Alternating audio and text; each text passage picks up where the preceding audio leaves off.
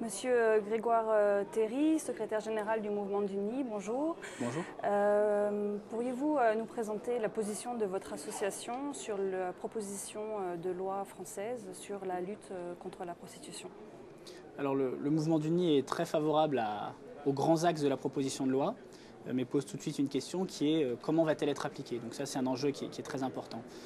Pourquoi nous sommes favorables à cette proposition de loi? Parce que pour la première fois en France, la loi française dit qu'il ne faut plus s'attaquer aux personnes prostituées considérées comme des délinquantes au titre du délit de racolage, mais il faut à l'inverse leur apporter un maximum d'accompagnement, de protection et d'alternatives pour que celles qui veulent quitter la prostitution puissent le faire. Et puis nous sommes satisfaits aussi par cette proposition de loi parce que pour la première fois aussi en France, elle dit à l'inverse une nouvelle interdiction qui est celle de l'achat d'un acte sexuel. On dit on ne peut plus imposer un acte sexuel par l'argent parce que la prostitution malheureusement c'est cela, ce sont des hommes qui exploitent la précarité, la vulnérabilité de femmes ou parfois d'autres hommes ou d'enfants pour leur imposer un acte sexuel par l'argent.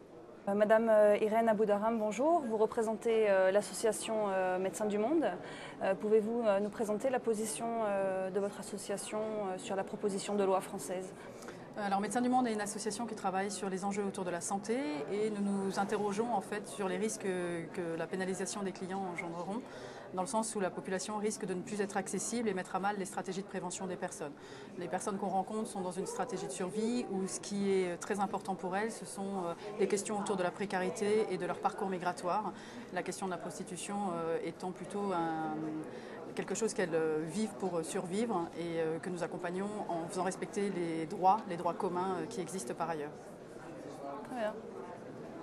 Merci.